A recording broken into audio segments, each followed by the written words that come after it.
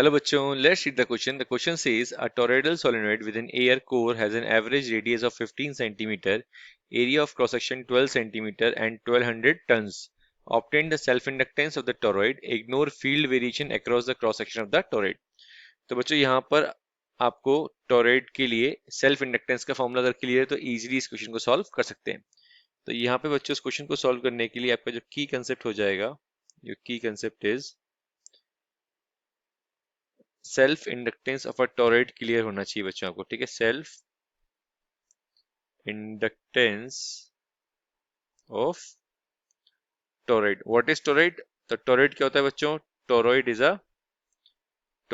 Is a endless solenoid. Toroid is a endless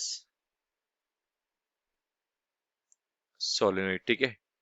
इसका formula होता है बच्चों L equals to mu naught N square A by L. और यहाँ पे जो टोरॉइड होता है वो बच्चों एक एंडलेस सोलेनोइड एक सर्कुलर रिंग की फॉर्म में होता है, इसलिए यहाँ पे जो हम लेंथ लेंगे वो इसका रेडियस लेंगे 2 पाई आर, ठीक है। सॉरी, सरकमफ्रेंस लेंगे, ठीक है। तो हो गया 2 पाई आर। तो हमने यहाँ पे लेंथ ले ली सरकमफ्रेंस 2 पाई आर, ठीक है।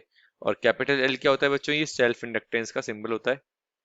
सेल्फ इंडक्टेंस का सिंबल होता है। और एन क्या होता है बच्चों? यहाँ पर एन होता है टोटल नंबर ऑफ टर्न्स, ठीक है। यहाँ पे मैं लिख देता हूँ इसको एक बार करता हूँ, दोबारा लिख देता हूँ बच्चों में, कोई कंफ्यूजन क्रिएट ना हो। तो एन होता है बच्चों यहाँ पर टोटल नंबर ऑफ टर्न्स, ठीक है। स्मॉल एन की वैल्यू होती है बच्चों कैपिटल एन बाई एल, ठीक है। और कैपिटल होता है टोटल नंबर ऑफ टर्न्स, जो कि होता है हमारा स्मॉल एन इंटू एल। ये कुछ बेसिक चीजें आपको क्लियर होनी चाहिए, ठीक है। अब यहाँ पे क्या क्या गिवन है बच्चों? एक तो हमको एवरेज रेडियस गिवन है, ठीक है। तो हमको एक तो एवरेज रेडियस गिवन है। अब एवरेज रेडियस क्या होता है बच्चों? सपोज करो टॉरॉइड ये हमारा कुछ इस टाइप का होता है, ठीक है। ये एक सर्कुलर की शेप में होता है हमारा टॉरॉइड, ये इस टाइप से, ठीक है। एक सर्कुलर रिंग के फॉर्म में होता है, ठीक है। तो एक हम जो पॉइंट लेते हैं इसके अंदर लेते हैं, एक पॉइंट बाहर लेते हैं और एक पॉइंट अंदर लेते हैं सेंटर पर। एक विद इन द हम टॉरॉइड लेते हैं और एक बाहर लेते हैं। तो सेंटर पर और बाहर मैग्नेटिक फील्ड जो होती है 0 होती है, मतलब एम्फे सर्किटल लॉ के अकॉर्डिंग बी डॉट जो होता है हमारा म्यू नॉट बेसिकली आई, ये इसकी वैल्यू आती है 0। एम्फी सर्किटल लॉ क्या कहता है बच्चों? बी डॉट डी एल किसके इक्वल? म्यू नॉट आई के इक्वल। तो यहाँ पर और यहाँ पर magnetic field, net magnetic field 0 होती है। जो भी मैग्नेटिक फ्लक्स मिलता है हमको चेंज, वो यहाँ मिलता है। मैग्नेटिक फील्ड यहाँ मिलती है हमको बच्चों, ठीक है, इसके इस वाले पोर्शन पे, ठीक है। तो एवरेज रेडियस हो गया बच्चों अपने पास R1 plus R2 divided by 2, जिसकी वैल्यू क्वेश्चन में हमको दे रखी है 15 centimetre.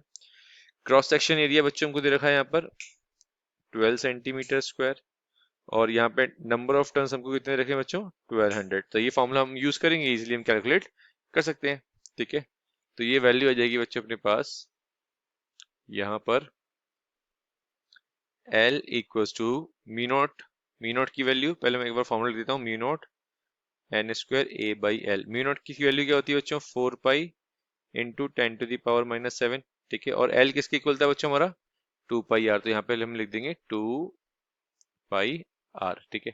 4 pi into 10 to the power minus 7। Number of turns कितने बच्चों? 1200। इसका क्या हो रहा है बच्चों? स्क्वायर। और एरिया कितना दे रखा है? 12 सेंटीमीटर स्क्वायर। इसको मीटर में चेंज कर लेंगे, मीटर स्क्वायर में तो ये आ जाएगी 10 की पावर माइनस 4 डिवाइडेड बाई 2 पाई। और एवरेज रेडियस रखा है बच्चों हमारे को 15 सेंटीमीटर, तो ये हो जाएगा 0.15।